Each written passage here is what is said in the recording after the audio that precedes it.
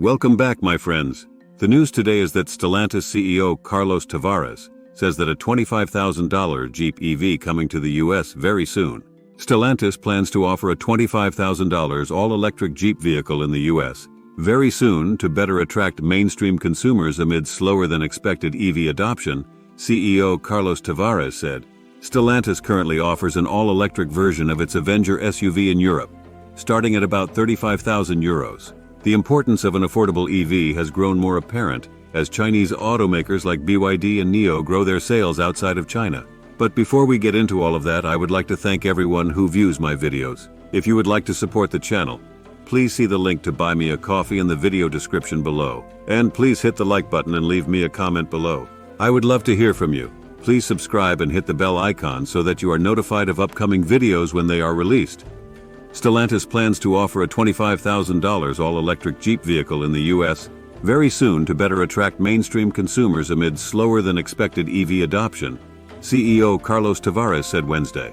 Tavares disclosed few details about the upcoming vehicle, other than that it will be priced around $25,000 in the US to emulate Stellantis's pricing of the Citroën EC3 SUV, a low-cost model starting at €23,300, about €25,200 in Europe.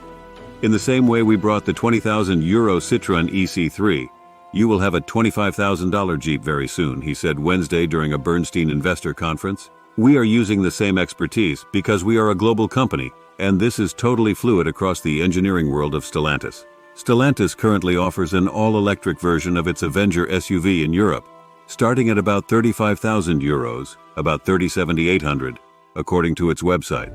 The vehicle is not sold in the US, where the automaker has focused on plug-in hybrid electric Jeep vehicles. Offering a new EV for around $25,000 has long been a target for automakers such as Stellantis, Tesla, and others. The importance of such a vehicle has grown more apparent as Chinese automakers like BYD and NIO grow their sales of less expensive EVs outside of China. If you ask me what is an affordable BEV, I would say €20,000 in Europe and $25,000 in the US, Tavares said. So our job is to bring the safe, clean, and affordable BEV to the US, $25,000. We'll do it. Jeep's first all-electric vehicle for the US is expected to be the large Wagoneer S SUV, due later this year. The company is scheduled to officially reveal the vehicle Thursday in New York.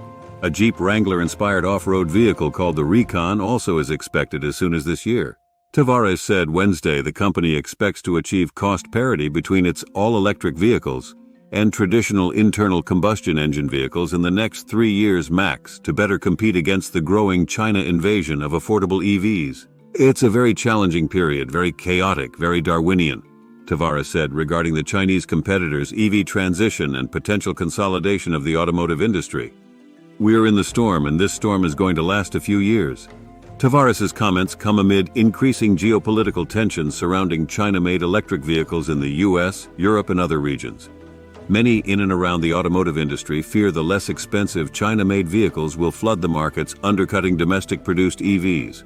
Tavares also said that tariffs such as those the US is implementing against Chinese EVs may delay their expansion to the US but will not completely stop it. Yes, time helps, but you cannot stop the competition, Tavares said. Putting you behind a protectionist bubble is not going to help you to be competitive. If your strategy is to shrink and stay inside of the bubble, it will buy you time, but certainly it will cut your future. The Biden administration's 100% tariff announced earlier this month, up from a current import tax of about 25%, covers EVs imported from China but could still leave room for the often cheap Chinese models to undercut domestic prices and leaves loopholes for imports made by Chinese automakers in other countries like neighboring Mexico. It also does nothing to address current or future gas-powered vehicles imported from the communist country to the US. Electric vehicle EV sales growth in the US continues to slow, according to sales data analyzed by Kelley Blue Book. In the first quarter of 2024, Americans bought 268,909 new electric vehicles, according to Kelley Blue Book counts. EV share of total new vehicle sales in Q1 was 7.3%, a decrease from Q4 2023. While annual EV sales continue to grow in the US market, the growth rate has slowed notably. Sales in Q1 rose 2.6% year-over-year, but fell 15.2% compared to Q4 2023. The increase last quarter was well below the previous 2 years. In Q1 2023, EV sales volumes were up 46.4% year-over-year and 15.5% quarter-over-quarter. In Q1 2022, EV sales were higher by 81.2% year-over-year and 20.4% higher than the previous quarter. Electric vehicle sales in the U.S. declined during Q1 2024, the first quarter-over-quarter downturn since Q2 to 2020, said Stephanie Valdez-Streety, Director of Industry Insights at Cox Automotive. As anticipated, Tesla's sales took a hit, influencing the overall market dynamics. However, a few brands saw significant EV sales increases, achieving over 50% year-over-year growth. As noted in January, we are calling 2024 the year of more.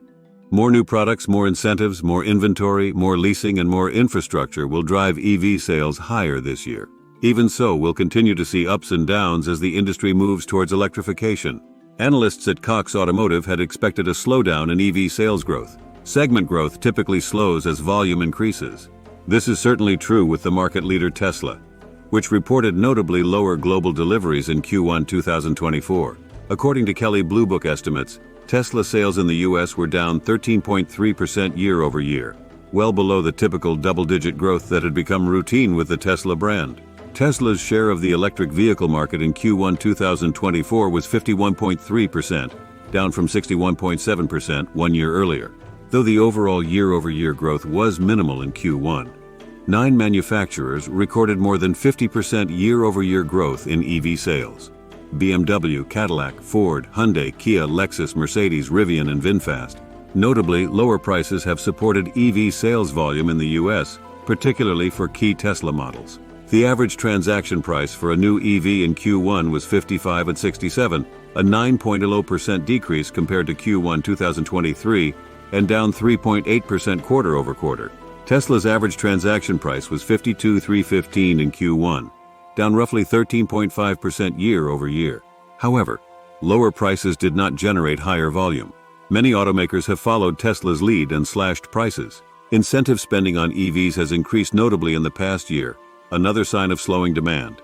Leasing too has increased. In Q1, roughly 27% of all EVs were leased, more than double from the year before. With leasing, many buyers can qualify for the full $7,500 incentive the Inflation Reduction Act offers. One bright spot in Q1, strong EV sales from luxury makers suggesting the EV market continues to be luxury-driven. Cadillac achieved a 499.2% year-over-year increase in electric vehicle sales due to robust sales of its Lyriq model. At Mercedes, EV sales were up 66.9%. BMW posted a 62.6% increase in EV sales compared to Q1 2023.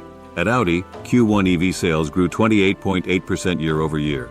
Meanwhile, sales of the most affordable EV in the U.S., the Chevy Bolt, have been temporarily halted. Bolt sales fell 64.3% year-over-year in Q1, hitting just 7,040 as production stopped. A new version of the Bolt is expected to launch in 2025. On the non-luxury side, Ford achieved an 86.1% year-over-year increase in Q1 EV sales, with the second highest EV sales volume behind Tesla. Cox Automotive forecasts EV sales in the U.S. to increase year-over-year in 2024, making this year the best year ever for EV sales. Analysts expect EV sales to reach roughly 10% of the market by the end of the year, up from 7.3% in the first quarter. But what do you think? Please hit the like button and leave us a comment below. We would love to hear from you. Please subscribe and hit the bell icon so that you are notified of upcoming videos when they are released. Please share this video on social media. And before we end, a word from the sponsor of this video. Today's sponsor is ProWorldNet.com. ProWorldNet.com is a job website specifically dedicated to licensed professions. Doctors, including any type of specialty. Nurses, and that includes all grades of nurses. Lawyers, regardless of area of legal focus. Teachers and professors, from kindergarten through graduate school, as well as any kind of job that requires a government license or certification. And ProWorldNet.com also includes short-term gig-type jobs as well. So be sure to check out ProWorldNet.com if you are looking for a job or an employee. Thank you for watching.